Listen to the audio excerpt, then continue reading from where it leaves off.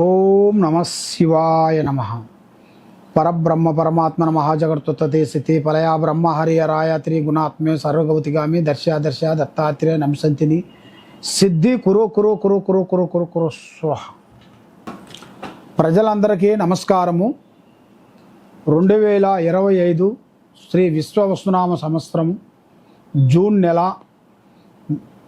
ఈ జూన్ నెలలో 12 రాసులకి ఎలా ఉన్నాయి స్థితిగతులు, వాళ్ళు చేయాల్సిన కార్యక్రమాలు, వాళ్ళ యోగా నక్షత్రం ఎలా ఉంది, వాళ్ళ జన్మ నక్షత్రం ఎలాగుంది, వాళ్ళకి జరిగేది జరగాల్సింది కుటుంబాన్ని గురించి ఏమేమి జరుగుతున్నాయి, ఏమేమి జరగట్లేదు, ఏ పనులు ఎక్కడ దాకా వచ్చి ఆగిపోతున్నాయి, కళ్యాణాలు కానీ, ఉద్యోగాలు కానీ, సంతానం కానీ, బిజినెస్ కానీ, చేసే పనులు కానీ, రియల్ ఎస్టేట్ కానీ, సినీ ఫీల్డ్ రంగంలో ఉండవలసిన వాళ్ళందరికీ ఎలాంటి సమస్యలు ఉన్నాయి, ఎలా జరుగుతున్నాయి, ఎలా జరగబోతున్నాయి అనేది ఈ 12 రాసులకి ఈ జూన్ నెల మాసమున 12 రాసులకి ఎలా ఉన్నాయో అనేది ఇప్పుడు మనం చెప్పబోతున్నాము. ఓం నమ శివాయ నమ. ఓం శ్రీ మాత్రే నమ. ప్రజలందరికీ నమస్కారము. జూన్ మాసం తులరాశి.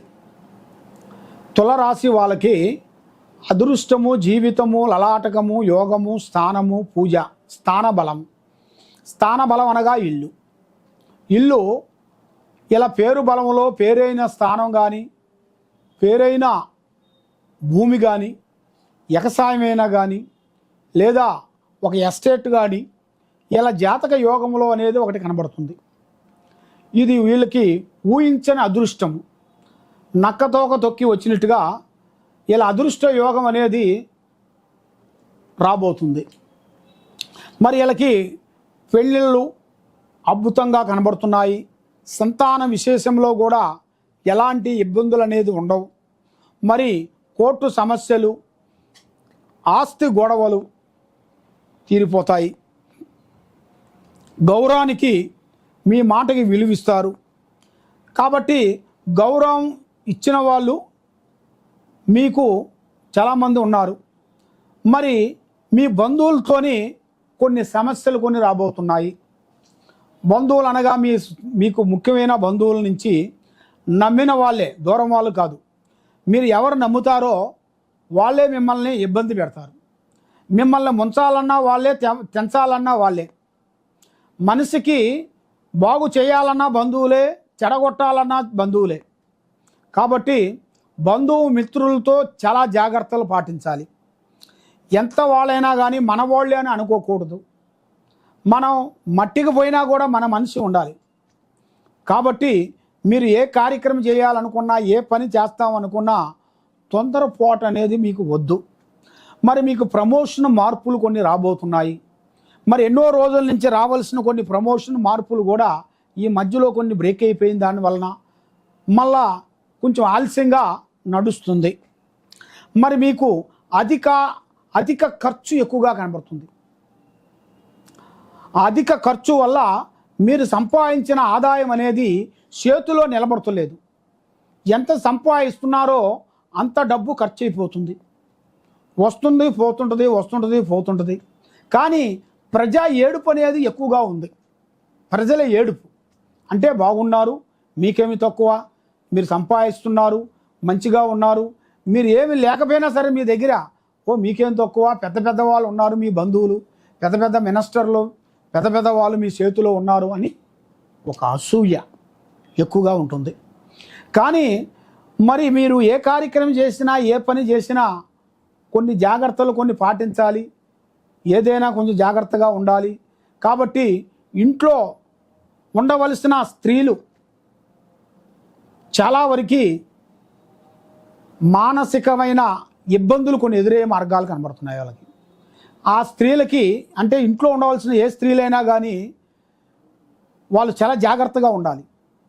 వాళ్ళు జాగ్రత్త పడుకోకుండా వాళ్ళు ఎక్కువగా టెన్షన్, ఎక్కువగా ఆలోచన పడ్డారనుకోండి, చిన్న మాట పోయి పెద్ద మాట అవుతుంది. ఆ మాట నుంచి చాలా వరకు సికాకులు అవుతాయి. మరి ఇంట్లో కళ అనేది ఉండాలి. ఇంట్లో వచ్చేసి అదృష్ట కళ ఒక స్త్రీ నుంచే ఎదురవుతుంది. ఇంట్లో ఎన్ని కోట్లు సంపాదించినా కూడా మగవాడు పేరు రాదు, ఆడపిల్ల పేరే వస్తుంది. ఎందువల్ల అంటే ఇంట్లో మహాలక్ష్మి ఒక స్త్రీ, ఆ స్త్రీకి చాలా ఓపిక ఉండాలి. ఆ ఓపిక లేని దానివల్ల అధోగతి పాలయ్యే మార్గాలు ఉంటాయి. ఎవరో తెచ్చి మనల్ని ఎవరో వచ్చి సమస్య పెట్టేది కాదు ఇది. ఆ ఇంట్లో ఉండవలసిన వాళ్ళే ఆ స్త్రీ నుంచే ఆమె మాటలతోనే ఇరక్కబోతుంటారు. ఆమె మాటలతోనే సమస్యలు ఎదురవుతుంటాయి. ఎవరన్నా దగ్గర వాళ్ళు బంధువులు కానీ ఎవరన్నా వచ్చినా కూడా ఆమె మాట ద్వారాగే దూరం అయిపోతుంటారు. అందువల్ల ఆమె మాట జాగ్రత్త పడినట్టుగైతే ఇలా జీవితంలో చాలా వరకు బాగుంటుంది. మరి ఈ నెలలో కొన్ని పెళ్ళిళ్ళు కానీ, గృహప్రవేశాలు కానీ, పెద్ద పెద్ద కార్యక్రమాలు కానీ, మరి ఉద్యోగ విశేషాలు కానీ, మరి ఉద్యోగం చేసే వాళ్ళకి ప్రమోషన్ మార్పులు కానీ, ఇలా జాతక యోగంలో అనేది చాలా వరకు ఎదురొచ్చే మార్గాలు కనబడుతున్నాయి. కాబట్టి ఇప్పుడు మీరు చేయాల్సింది ముఖ్యంగా అమ్మవారు ఆరాధన చేయాలి. దాంతోపాటు శ్రీ వెంకటేశ్వర స్వామి పూజా బలం చేయాలి. ఆ శ్రీ వెంకటేశ్వర స్వామి గోవిందనామాలు చదవాలి. అమ్మవారిని అయ్యగారిని మీరు పూజించినట్టుకైతే మీ కుటుంబంలో అష్టకష్ట దరిద్ర దోష నివారణ అనేది పోతాయి. మనసు ఆలోచన బాగుంటుంది. కాబట్టి మీరు ఎక్కడెక్కడో పోయి నిరాశ చెంది జ్యోతిష్యం చెప్పించుకొని ఇబ్బందిగా అవుతున్నారా?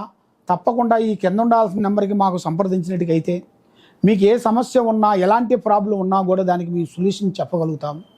కాబట్టి మీ సమస్యను బట్టి మేము ఏం చేయాలి, ఏ పూజ చేయాలి, ఏ గుడికి వెళ్ళాలి, ఏం చేస్తే మీకు బాగుంటుంది అనేది మేము చెప్పగలుగుతాం. సర్వో జనా సుఖినో భవంతు. ఓం నమః శివాయ నమః.